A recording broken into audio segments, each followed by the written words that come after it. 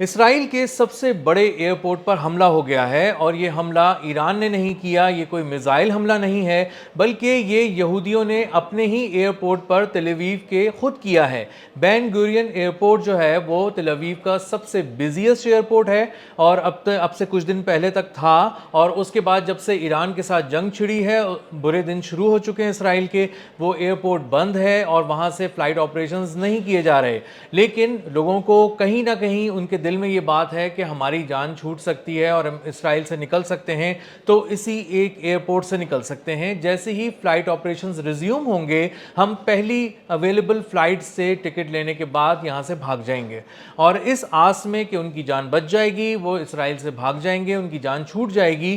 وہ بین گورین ایئرپورٹ پر وہاں پر موجود ہیں، اور وہاں پر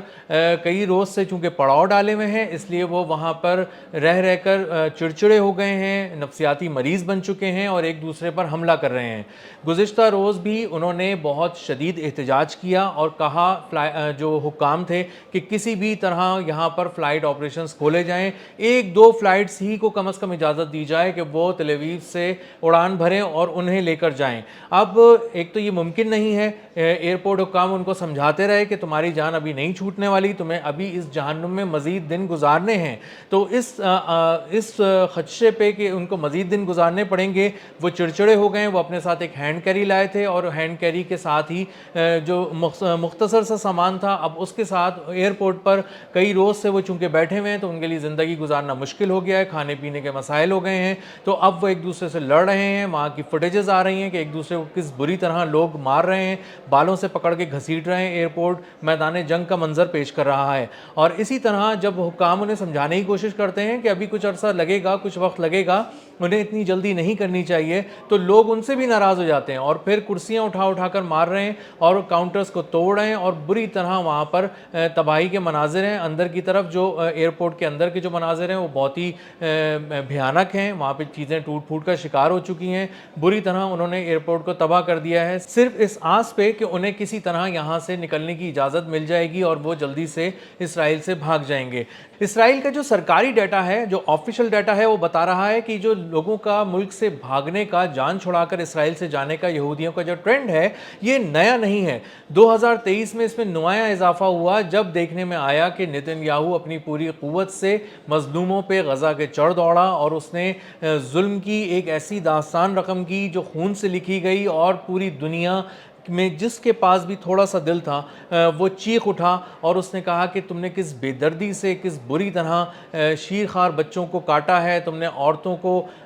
ریپ کا نشانہ بنایا ہے، تم نے عورتوں کے ساتھ بہت برا کیا ہے، مظالم کیے ہیں، لوگوں کو مار دیا جان سے، خواتین کا، مردوں کا، بچوں کا، بوڑھوں کا، جوانوں کا قتل عام کیا ہے، ان سے خوراک چھین لی ہے۔ جو اس سارے برے حالات سے فلسطینی اس آزمائش سے گزرے، تو ان کے حالات دیکھ کر کہیں نہ کہیں یہودیوں کے دل میں کچھ نہ کچھ خوشی تو تھی، لیکن ساتھ میں یہ خدشات بھی تھے کہ یہ جو تکلیف یہ سہ رہے ہیں، کل کو یہ جواب دیں گے، اور یہ جواب اسرائیل کے اندر تک، ان کے گھروں تک پہنچے گا، اور وہ اپنے ہی ملک میں غیر محفوظ ہو جائیں گے۔ جو بہت دور اندیش لوگ تھے، جو بہت دور اندیش یہودی تھے، انہوں نے اسی وقت سمجھ لیا تھا کہ یہ آگ اب رکنے والی نہیں، یہ ضرور پھیلے گی اور ان کے گھروں تک پہنچے گی اور ان کو بھی نقصان پہنچائے گی۔ یہ سوچ کر وہاں پر دو طرح سے لوگوں نے انخلا وہاں سے ہونا شروع ہوا اسرائیل سے یہودیوں کا۔ پہلے تو انہوں نے جو تھا وہ کوشش کی کہ وہ ایئرپورٹس پہ نہ جائیں اور یہ تاثر زیادہ نہ جائے کہ وہ لوگ ملک چھوڑ کے جا رہے ہیں، تو انہوں نے مختلف بحری راستوں سے لگژری جو ہے وہ سفر بک کرائے اور وہاں سے نکلنے کو پریفر کیا۔ اسی کے ساتھ ساتھ بہت سے لوگ ایسے تھے جنہوں نے ایئر ٹکٹس لیے، ایئرپورٹ پہ پہنچے اور وہاں سے نکل گئے، نارتھ امریکہ چلے گئے، جرمنی چلے گئے اور کچھ اور ممالک میں جا کے سیٹل ہو گئے۔ انہیں اندازہ تھا کہ آنے والے دن ایسے ہوں گے جس میں وہ نکلنا تو چاہیں گے اپنے ملک سے، لیکن نکل نہیں سکیں گے۔ تو ایک آفیشل ڈیٹا بتا رہا ہے کہ 2023 میں 44% لوگوں میں اضافہ ہوا 2022 کی نسبت جو ملک چھوڑ گئے، اور یہ تعداد 83,000 لوگوں تک جا پہنچی، बुरी तरह ब्रेन ड्रेन हुआ है इसराइल से, वो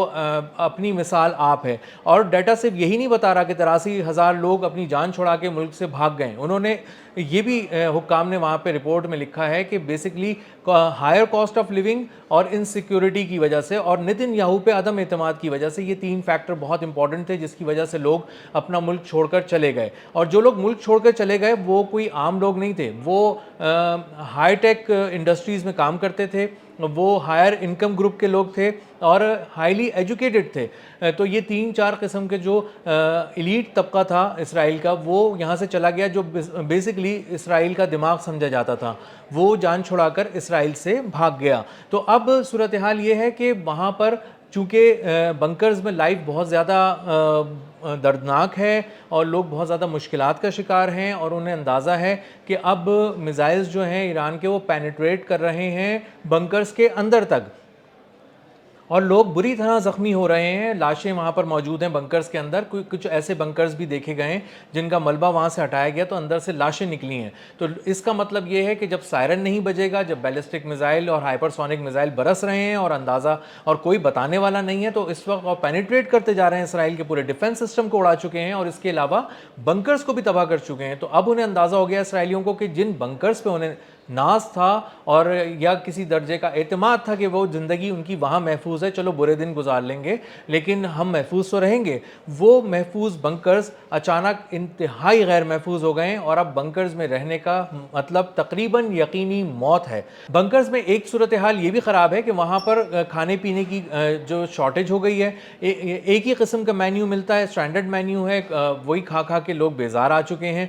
सही से सो नहीं पाते, नफसियाती मसाइल का शिकार हैं। लोग बताते हैं कि पहले वो रात को सोते थे और सुबह उठते थे और अब उनका रूटीन बिल्कुल उलट हो चुका है। अब वो सुबह 7 बजे सोते हैं और दोपहर 2 बजे उठते हैं, वो भी तब जब कोई मिसाइल न गिरे और उनकी नींद न टूटे, जो अक्सर ऐसा नहीं होता। और चिड़चिड़ेपन की वजह से, सर में दर्द मुसलसल रहने की वजह से बहुत से नफसियाती मसाइल बढ़ गए हैं। और जब वो सुनते हैं कि उनका फ़लाँ प्यारा मर गया और वहाँ पे उनका फ़लाँ कज़न मर गया, तो उन्हें अंदाज़ा ही होता है कि मौत तो अब उनके ख़ानदान में और उनके घर की दहलीज पर मंडला रही है और वो किसी वक्त उनका शिकार भी करेगी। तो वो बमुश्किल अपने बच्चों की तरफ देखते हैं और कहते हैं कि आज हम इतने गैर महफूज हो गए कि इसराइल का आयरन डोम और एरो 3 और कौन कौन से जो उनके दिफाई निज़ाम थे, जो मल्टी लेयर डिफेंस सिस्टम था,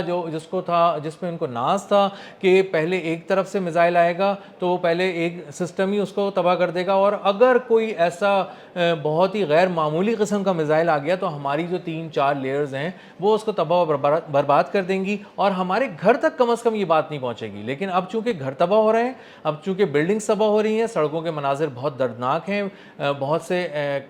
रियासत के इदारे तबाह हो चुके हैं, उनकी बिल्डिंग्स तबाह हो चुकी हैं, इंफ्रास्ट्रक्चर तबाह हो रहा है, CCTV कैमराज जो कमांड एंड कंट्रोल के थे, उनके शहर को कंट्रोल करते थे, वो सब उतारे जा रहे हैं ताकि कोई फुटेज ऐसी रिकॉर्ड ना हो जाए जो इसराइल की तबाही दुनिया के सामने दिखा सके। तो अब ये सब कुछ देखकर लोग बहुत ज़्यादा फ्रस्ट्रेट हो रहे हैं और उन्हें अब एक ही सूरत में आफियत नज़र आ रही है कि किसी तरह वो इसराइल की सरजमीन से चले जाएं, और ये आखिरी जो